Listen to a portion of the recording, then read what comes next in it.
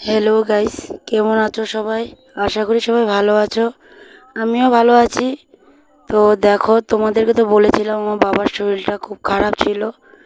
তো বাবা এখন আর নেই। বাবা আমাদেরকে ছেড়ে চলে গেছে। যেখান থেকে আর আসতে পারবে না সেই দেশে চলে গেছে। তো দেখো, কাজ হচ্ছে আজকে 13 দিন। আজকে না, হয়ে গেল বুধবার 20 তারিখে। কাজ হচ্ছে 13 দিনের কাজে দাদারা করে উঠলো, এখন মা বসেছে কাজ করতে। দেখলেই তোমরা, মা কাজ করছে, সাথে আবার নারায়ণ পূজাও হচ্ছে। নারায়ণ পূজার সাথে আবার কীর্তনও হবে, আবার রাত্রে বিকালে কীর্তন হবে। দাদারা একটু খেয়ে নিচ্ছে, আবার বসবে, তো তাই।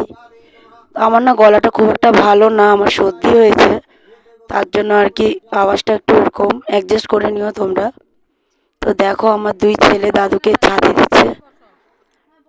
বড়জন তো পারবে, ছোটজন তো পারবে না। তাও ছোটজন বুঝতে পারিনি, পড়ে গেছে। ব্রাহ্মণ আসবে এখন, এসে ধরে বসাবে। দেখো, ফুল নিতে বলবে ওকে।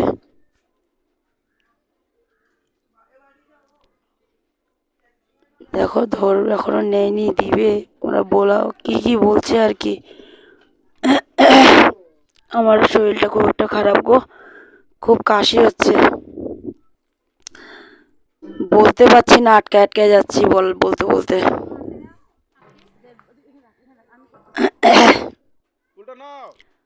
এখন ধরে দিবে ফুলটা।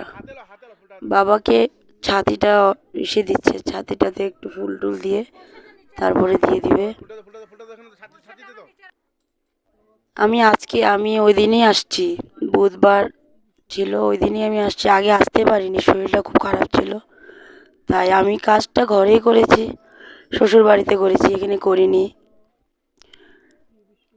আমার কাজ হয়ে গেছে। এখন নাতিদের জন্য আবার ওই দিন চলে আসলাম, বুধবারে।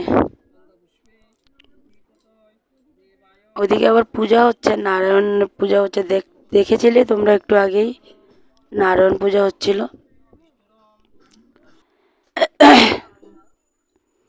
ছাতি দিচ্ছে, দাদুকে ছাতি দিয়ে দিল। দাদু উপরে গিয়ে ছাতি নিয়ে বসবে।